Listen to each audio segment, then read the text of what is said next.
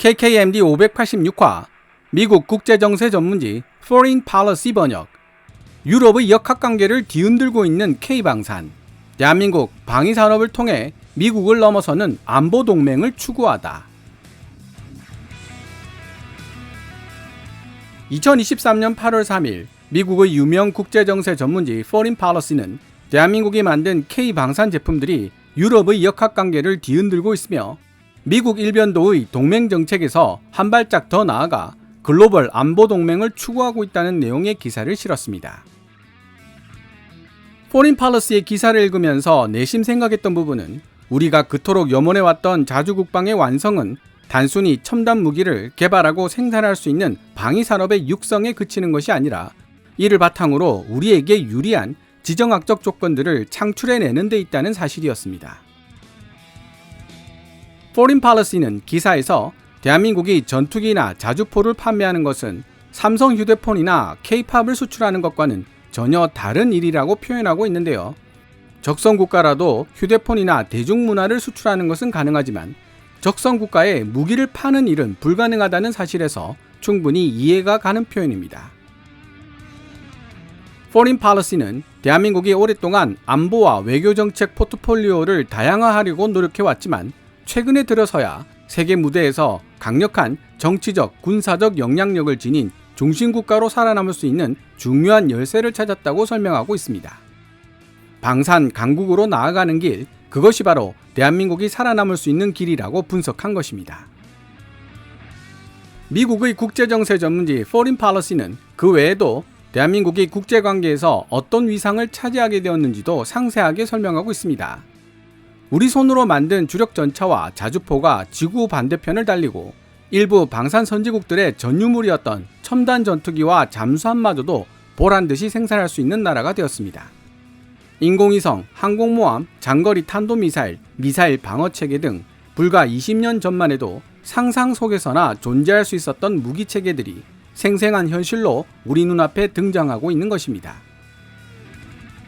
일단 2023년 8월 3일 미국의 국제정세 전문지 Foreign Policy가 게재한 기사를 번역해본 뒤 이야기를 이어나가 보도록 하겠습니다.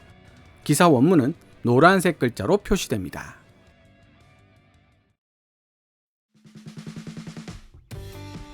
(2022년 9월) 폴란드와 체결한 137억 달러, 한화 18조 규모의 방산 계약은 대한민국에게 더할 나위 없이 적절한 시기에 이루어진 것이었다. 우크라이나에서 발발한 전쟁이 무기와 군사장비에 대한 수요를 세계적 수준으로 촉발시켰고 그 덕분에 전통적으로 미국과 러시아가 독점해온 무기 수출 시장에서 대한민국은 주요 방산 강국으로 자리매김할 수 있었다. 대한민국은 이 좋은 기회를 통해 돈만 벌 수 있는 것이 아니다. 한반도를 넘어 전 세계를 대상으로 지금보다 훨씬 공고한 안보 동맹 관계를 형성할 수 있는 기회를 얻은 것이기도 하다. 수십 년 동안 미국은 아시아 및 인도태평양 지역 동맹국들과의 관계 강화를 위해 허브 앤 스포크 모델을 활용해왔다. 해당 동맹 모델 아래서 미국은 다자간 협정이 아닌 양자간 협정을 통해 일본, 대만, 필리핀 그리고 호주와 같은 동맹국들의 안전을 보장해왔다. 그 대가로 이 아시아 동맹국들은 미국의 안보에 기여하는 동시에 아시아 지역, 때로는 아시아를 넘어서는 지역에서 시행되는 미국의 안보 정책을 지지해 줄 것이라는 암묵적인 기대 또한 받게 되었다. 이러한 아시아 동맹국들 중 가장 큰 지분을 가지고 있는 나라가 바로 대한민국이다. 자본주의와 공산주의가 힘을 겨루던 냉전 시대에 형성된 단층선 위에 위치한 대한민국은 북한과 군사 강국으로 떠오르고 있는 중국에 대항하려 노력하고 있는 미국에게 있어 없어서는 안 될 핵심 파트너이다. 대한민국은 베트남, 아프가니스탄 그리고 이라크에서 벌어진 전쟁들, 심지어 다른 동맹국들이 지지를 거절했던 전쟁에서도 미국의 군사적 목적 달성을 지원하며 70년 이상 이어진 동맹의 역사를 통해 둘도 없는 든든한 미국의 동맹국임을 스스로 입증해왔다. 그러나 동시에 대한민국은 오랫동안 국방과 안보 문제에 있어서만큼은 독립과 자유를 우선시해왔다. 도널드 트럼프 대통령 임기 동안 대한민국과의 관계가 불안정해진 것은 사실이지만 독립과 자유를 중요시하는 대한민국의 성향 또한 한미관계 악화에 한몫을 했다는 뜻이다. 어쨌든 도널드 트럼프 시대는 대한민국으로 하여금 스스로를 보호하기 위해서는 궁극적으로 자체적인 군사적 능력에 의존할 수밖에 없다는 믿음을 빠르게 확신으로 바꾸는 계기가 되었다. 그러므로 최근 대한민국은 지정학적 달걀들을 하나의 동맹이라는 바구니에 몰아넣지 않으려는 바람을 가지고 폭넓은 안보협력 네트워크를 구축해왔다. 이전 문재인 정부에서부터 현재 윤석열 정부에 이르기까지 협력 국가들의 숫자와 상호 협력하는 분야 모두를 상당한 수준으로 확장시키기 위해 부단한 노력을 해왔다. 비록 오랫동안 안보와 외교정책 포트폴리오를 다양화하려고 노력해왔지만 대한민국은 최근에 들어서야 세계 무대에서 강력한 정치적, 군사적 영향력을 지닌 주요 파트너로 살아남을 수 있는 중요한 열쇠를 찾았다. 방산 강국으로 나아가는 길, 그것이 바로 대한민국이 선택해야 할 길이었던 것이다. 심지어 대한민국은 2000년대 초반까지만 해도 세계 무기 수출국 순위에서 30위 밖을 맴돌고 있었다. 그러나 2022년까지 문재인 정부와 윤석열 정부는 강력한 정치적 지원을 아끼지 않았고 마침내 대한민국은 세계에서 9번째로 큰 무기 수출국이 되었다. 목전에 닥친 러시아의 군사적 위협은 유럽 국가들로 하여금 서둘러 무기고를 보충하고 개량해야 할 필요성을 느끼게 만들었고 유럽의 주문을 재빠르게 소화해낼 수 있는 생산 능력을 지니고 있었던 대한민국은 이로부터 많은 이익을 얻을 수 있었다. 당연한 이야기이지만 대한민국이 최첨단 무기를 개발 및 생산할 수 있는 능력 또한 지니고 있다는 사실은 두말할 필요도 없다. 쇠퇴일로를 걷고 있던 유럽의 방산기업들이 우크라이나에 대한 지원으로 무기고가 고갈되어 가고 있었던 유럽의 수요를 충족시키지 못하고 있는 동안 대한민국 방산업체들이 발빠르게 개입하여 유럽의 무기 재고를 신속하게 보충해주는 상황이 연출되면서 미국과의 관계에 있어 대한민국이 추구하고 있는 독립성의 증가는 이미 유럽의 역학관계를 송두리째 뒤흔들고 있다. 폴란드와의 기념비적인 거래가 성사된 이후 에스토니아, 핀란드 그리고 노르웨이를 포함한 러시아 주변의 몇몇 국가들은 대한민국으로부터 군사 장비를 구입하고 있다. 최근 대한민국은 유럽에서, 더 최근에는 호주의 주요 방산 수주전에서 독일 방산업체들을 상대로 승리를 거두면서 국제 전차 시장에서도 일대 파란을 일으켰다. 대한민국 정부는 경제를 부흥시키기 위해 전통적으로 수출에 의존해왔고 국제 무기 시장에 대한 도전 역시 무역 수지를 끌어올리기 위한 또 다른 시도에 지나지 않는 것처럼 보일 수도 있다.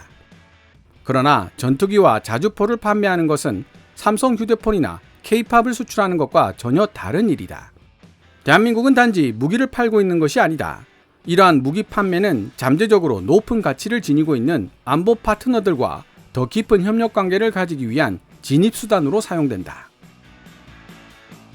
아랍에미리트를 예로 들어보자. 아랍에미리트와 대한민국 사이에 체결된 무기 이전 및 판매 계약은 시간이 지나면서 연합훈련, 해적 퇴치 협력, 군사 장비 및 기술 개발 프로그램, 그리고 정보 공유를 포함한 보다 포괄적인 관계로 변천되어 왔다.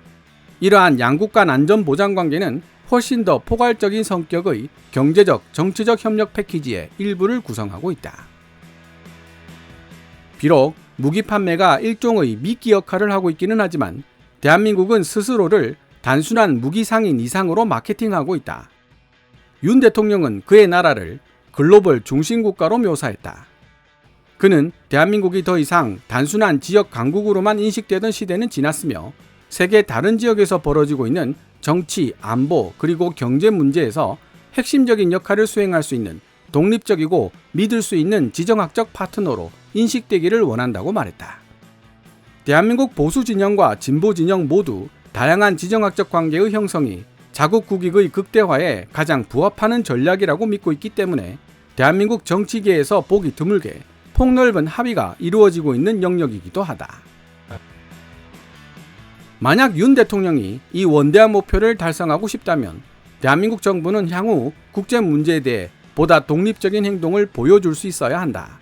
최근 무기 판매를 통해 진출로를 확보한 유럽은 이런 측면에서 의심할 여지 없이 대한민국의 안보 관계가 가장 거대한 질적인 도약을 이룰 수 있는 지역이다. 얼마 전까지만 해도 유럽 지역에서 형성되는 대한민국의 안보 관계란 미국을 빼놓고서는 논할 수 없는 것이었다. 미국에 의한 중재에 의존하거나 최소한 미국의 도움이 있어야 촉진될 수 있었다는 뜻이다. 그러나 이제는 상황이 완전히 달라졌다. 대한민국과 나토 회원국들과의 유대관계가 급성장하면서 장기적인 협력을 위한 기반이 마련되었다. 공식적인 동맹국에 조금 못 미치는 수준으로 대한민국의 지위를 격상시키거나 아니면 아예 새롭게 그에 준하는 관계를 수립하고 있는 유럽 국가들 중에는 유럽연합 EU, 오스트리아, 독일, 스페인, 그리고 영국 같은 나라들이 포함된다.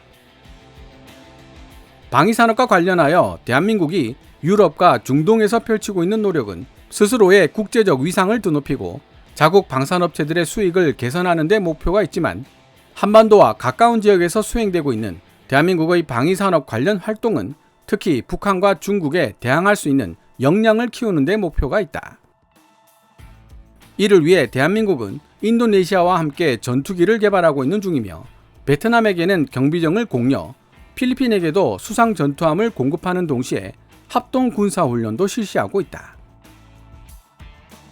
한편 인도는 대한민국에서 만든 군사 장비 구매를 늘리는 동시에 현지에서 합작 생산하기 위한 옵션을 모색하고 있다. 대한민국은 또한 대만과의 안보 관계도 조용히 증진하고 있는데 대만 외교부와 국회의장은 대한민국의 지원에 대해 공개적으로 감사를 표하고 있다. 심지어 대한민국 정부는 일본과의 관계 개선에도 나서고 있는데 이는 정보 공유와 미사일 방어 능력 강화라는 측면에서 양국 정부의 이해관계가 일치하고 있기 때문이다. 트럼프나 트럼프 같은 미국 대통령이 다시 등장할 수 있다는 현실이 미국 정부의 대아시아 동맹 정책에 어두운 그림자를 들이우는 한 대한민국은 제3세계 국가들과의 안보 관계를 강화시켜 나가는 정책을 멈추지 않을 것이며 머지않은 미래에 아시아 지역 안보를 책임지는 중심 국가로 자리매김하게 될 것이다. 조 바이든 행정부가 위기에 처해 있던 대한민국과의 안보 관계를 능숙하게 되살렸을 뿐만 아니라 오히려 한 단계 더 강화시킴으로써 한미 동맹이 더 이상 북한의 위협에만 국한되지 않는다는 것을 확인한 것은 확실히 칭찬할 만한 일이다. 그러나 2024년으로 예정되어 있는 미국 대선에서 아이오와 그리고 오하이오의 유권자들이 어떤 대통령 후보에게 표를 던질지 알 수 없는 상황이며 바이든 행정부의 운명 또한 한치 앞을 내다볼 수 없는 형국이다. 즉, 다른 많은 나라들처럼 대한민국 역시 만약의 사태를 대비해 위험을 회피해야 할 필요가 있다는 뜻이다. 대한민국 정부가 펼치고 있는 안보관계 다변화 정책을 백악관이나 미 의회의 일방적 관점으로 해석하여 부정적인 전개로 이해하는 것은 경계해야 할 행동이다. 국가 간 관계가 반드시 한쪽이 얻으면 한쪽은 잃어야만 하는 제로섬 게임이 되어야 할 필요는 없으며 대한민국이 다른 나라와 새로운 협력관계의 문을 연다는 행동이 자동적으로 미국과의 협력관계라는 문을 닫아버릴 것이라는 사실을 의미하지도 않는다. 도리어 대한민국이 일구어내고 있는 새로운 안보관계들 중 대다수에는 미국이 포함되어 있으며 대한민국과 일본 그리고 미국 사이에 이루어지고 있는 3자 협력관계와 급성장하고 있는 대한민국 나토 관계 또한 마찬가지이다. 대한민국의 주류 정치계에서 미국과의 동맹이 대한민국 안보의 초석이라는 명제에 의문을 제기하는 지도자는 찾아볼 수 없을 뿐 아니라 여론조사 결과 또한 90% 이상의 한국인들이 일관되게 한미동맹을 지지하고 있다는 사실을 보여주고 있다. 일부 미국 방산업체들은 대한민국 경쟁업체들에게 시장 점유율을 빼앗길까봐 두려워할지도 모른다. 그러나 미국의 국익을 무엇보다도 우선시하는 관점에서 생각해 본다면 대한민국이 다른 나라들과의 안보 관계를 증진시킴으로써 미국이 해외에서 지출하고 있는 군사비를 줄이는데 실질적으로 커다란 도움을 줄 수 있다는 점이 중요하다. 미국의 동맹국들과 협력국들이 서로 협력하면 할수록 미국의 원조에 의존하는 정도는 약해지게 될 것이기 때문이다. 미국 정부는 동맹국들과 협력국들이 중국처럼 새롭게 등장하는 위협에 제대로 맞설 수 있도록 최대한의 준비와 역량을 갖추기를 희망해야만 하고 그런 의미에서 인도네시아나 폴란드가 대한민국으로부터 새로운 군사 장비를 도입하는 것은 이러한 목표를 달성하는 데 큰 도움이 될 뿐이다. 트럼프 행정부가 미국의 동맹국들에게 가했던 피해는 계속해서 긴 그림자를 들이우고 있고 뒤를 이은 바이든 행정부가 최고 수준의 안보를 보장했지만 그조차도 호주, 일본 그리고 필리핀과 같은 다른 주요 동맹국들이 대한민국의 리드를 따라가는 것을 막기에 충분하지 않을 수 있다. 그러나 대한민국의 사례가 보여주는 것처럼 좀 더 자주적이고 독립적인 성향의 동맹국들을 보유하게 된다는 사실이 반드시 예전보다 신뢰할 수 없는 동맹을 보유하게 된다는 말과 동의어가 되는 것은 아니다. 미국이 이러한 역학관계 재편성으로부터 비롯되는 여러 혜택들을 수용할 의지가 있다면 말이다.